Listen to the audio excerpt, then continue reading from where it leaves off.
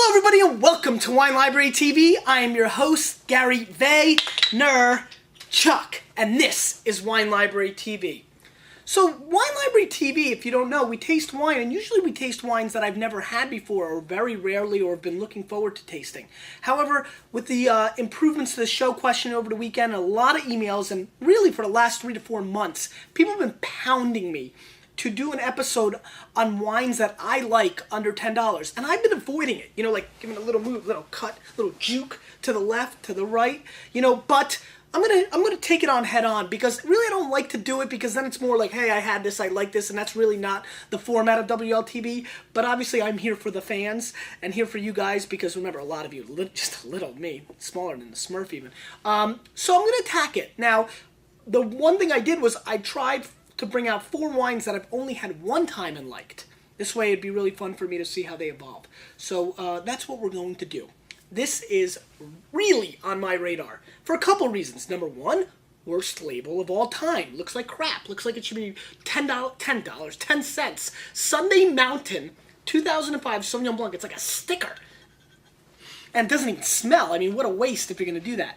I mean, really average package. This is $8 for Marlboro for Sauvignon Blanc.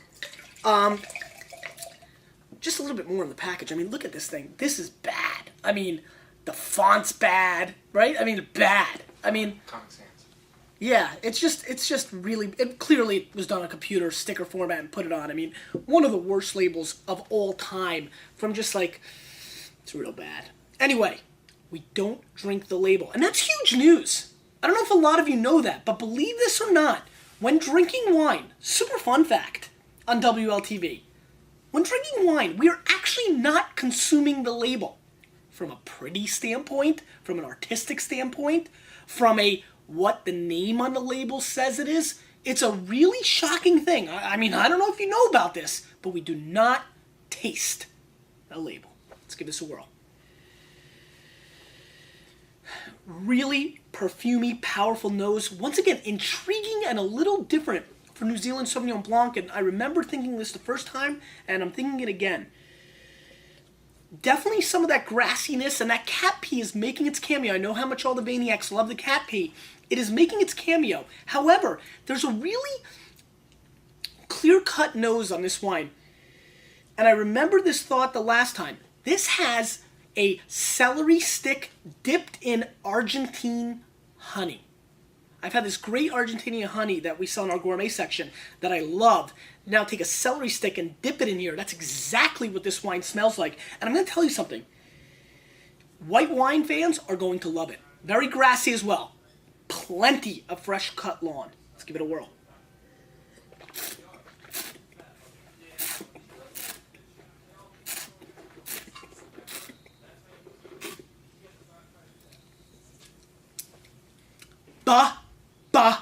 Balanced.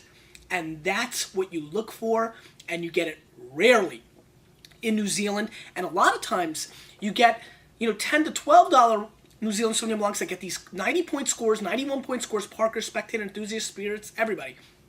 We throw out 90s to New Zealand Sauvignon Blancs like they're coming from the sky. I mean, we're just flipping to them, like little quarter shuffling, like ding, little beer pong action. I mean, we are giving them 90s like it's nobody's business. But I'm going to tell you, this is a 90-point New Zealand Sauvignon Blanc. And most of them, I find that score 90, Kim Crawford, Babbage, all those characters, they fall in that 87, 86-point range. And the reason is because they're lovely and they're wonderful, beautiful wines. However, they're completely one-dimensional. Whereas this is really an interesting integration between what I love about Sancerre, that crisp, bluestone, clean, oyster shell, give me Olympia oyster shell flavor on it, but with the grassy and a little cat pee for the kids, and it's integrated perfectly. Great crisp acidity. This is really fantastic.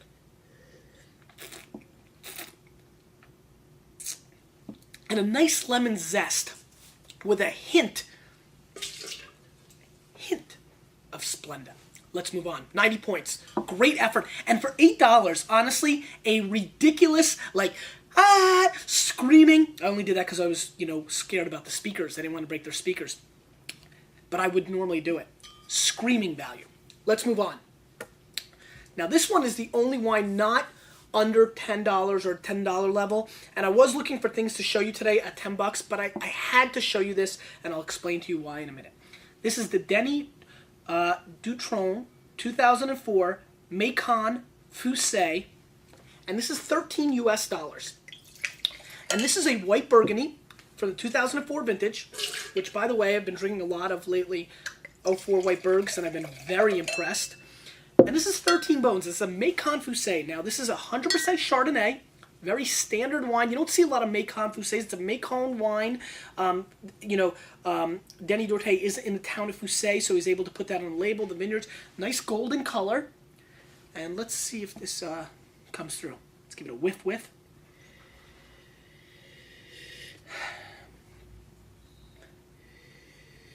This has such an awkward nose, and last time it did as well. I really think of it as going to dentist apple. Meaning your dentist is an apple and everything in its room is an apple. It's got a very apple aspect to it, but something about like a little laughing gas or fluorine or Listerine or toothbrush or Novocaine. There's some sort of dentist aspect going on here. But definitely a really lively apple core. It's kind of like, he gave you the shot and you nicked him and a piece of his apple chopped off. So it's a little fresher, when you open the apple. And that's kind of what's going on in this nose. Very apple-ish and very dentisty. Let's give it a whirl.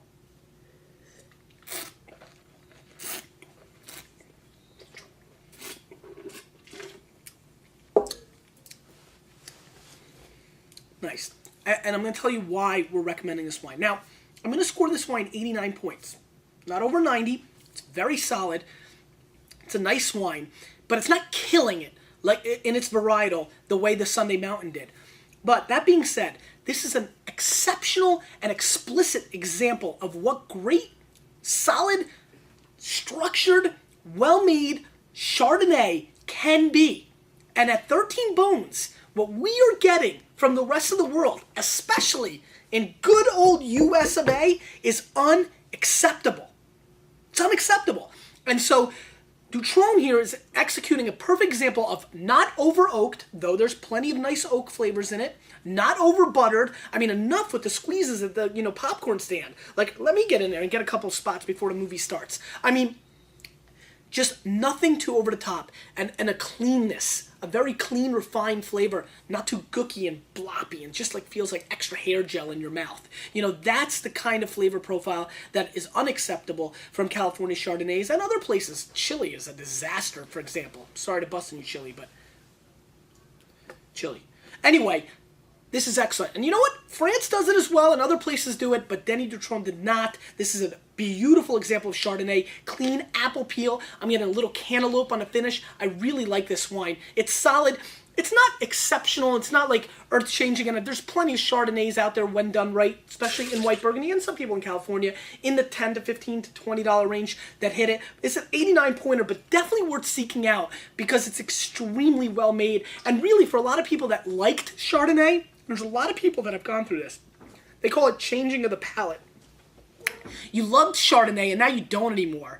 This is a great Chard to go seek out, to kind of get you back, bring you home. Let's bring you home. Let's move on. This is an interesting wine. This is the Viticcio Rossa Rosa. Rossa Rosa, Rossa Rosa. $8 US. And it's 100% Sangiovese. And what I love about this wine's label, once again, is it is loaded with cheese. I mean, this is a cheesy-ass label. It's got the rose with the Rosa Rosa. I mean, look at this. This looks legitimately like a chain restaurant in the United States of America where you and your entire family eat for $12.16, and they give you so much goddamn bread, you don't even know what to do with yourself. That's what this label looks like. But, once again, Maniacs, and all the other people that watch the show, half of which don't even like me, hey, we do not drink, say it with me, Eric, the label. All right, let's give this a whirl. 100% Sanjo, and this wine stunned me. To be honest with you, preconceived notions, the package, Sangiovese, 8 bones, this wine is going to stink. I was surprised. Very surprised. Let's give it a whirl. And this I had very recently. Very dark, Really nice color, which was one great, because most inexpensive Sangiovese, you can see right through. It's kind of like water with like a little beep, one shot of dye, red dye. So, and this is another thing I love about this wine. It's not trying to be California. You know, it's like that kid in high school when you rewind in your mind right now and you're like, you know what, Ben Lindstedt, he was a good guy. I mean, he was just true to himself. He didn't try to impress anybody. He was just himself. He was a good guy, and he did his thing. That's what this wine's doing. In this world of high school wines, where everybody's trying to be a Shiraz or a Cabernet, over-oaked, over-extracted, fruit bomb explosion in your face, bringing the thunder, it's nice for people to say, hey, I'm Sangiovese, this is who I am, and I'm going to be true to my terroir and true to what I bring to the table. And what that brings to the table is a lot of charisma and interesting, and a wine that you want to eat with cheese, Parmesan cheese. What are you going to drink, a 40 octane Syrah with some cheese? And this is what I was impressed with. And once again, on the nose. And what you get with that is you get a clear-cut sour cherry. You get a little turtleback. I mean, if you ever picked up turtles in the old school in Edison in the 80s, you know what I'm talking about. It's very garden-esque, very garden-esque. Not vegetal, garden-esque, so it's a mix of the leaves and the vegetables and the bugs and the beetles and the rabbit that comes and eats and the gopher that my dad gets mad at wants to shoot. The whole nine. They're all there. And let's give it a whirl.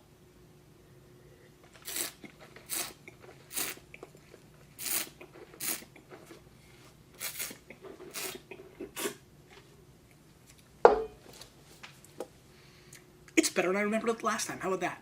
I mean, this wine really stuns my pants off. And you can't see right now, but they're gone. I mean, it just rocks them right off. And the reason it does is this is a rewind wine. And a lot of some of the older Vaynerchuks are going to email me and be like, rock on.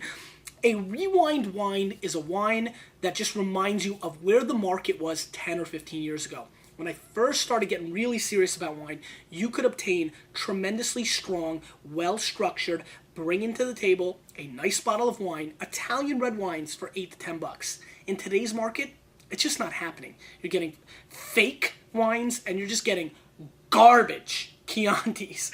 And this is not either. It's a well-structured, well-rounded, with a good body structure to it. Not as light, and that's a real problem with so many of the inexpensive Italian wines. This is not light. This has got a nice full-bodied structure to it. Dark cherry, little cocoa aspect. Really quite structured.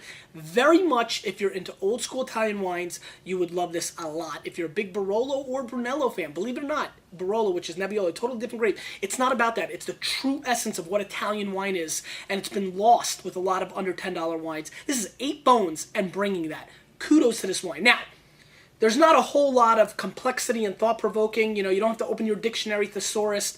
Nothing like that, or go to SS Chris's spreadsheet. None of that homework is needed. This is just a good, simple pasta pizza wine.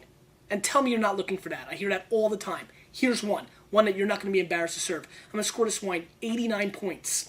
Last time was like an 87 plus. So it's just coming together. And I'm very impressed. Kudos. Let's move on. It's actually fun, actually. We'll do this more often because I kind of have a little more feel for the wines. This is another interesting wine that I decided to pick. Ruther Glen Estates Red, 2004. 85% Shiraz, 15% Petite Syrah. 15% Petite Syrah. And this is 88 points. It's the only wine scored. 88 points by Josh Reynolds, the wonderful wine critic that works with Stephen Tanzer. I had the pleasure, actually, to have dinner with Josh Reynolds very recently. And, boy, he's a way nicer guy than I am. I mean, he's pretty cool stuff. Good guy, real nice man. This is an interesting wine. 88 points, good score. But more importantly, 85% Shiraz, 15% Petite Syrah, which is a very unusual combo, which is very intriguing. I remember tasting this recently and thinking to myself, this is going to be one of those classic Australian wines that are just, fruit bomb city and over the top and, those kind of things. So 88 points, 10 bones. Great, great dark color. Again, Shiraz, which is Syrah, and Petite Syrah. So that's a little fun fact for a lot of people that might not know. Syrah and Petite Syrah are totally different grapes, but Shiraz and Syrah are the same. Little fun fact. Let's give it a whirl. And sure enough, true to its area, it's a dark licorice, syrupy wine on the nose. A lot of blackcurrant, blueberry, jam nose flavor. getting very little else, so it's very New World in that way.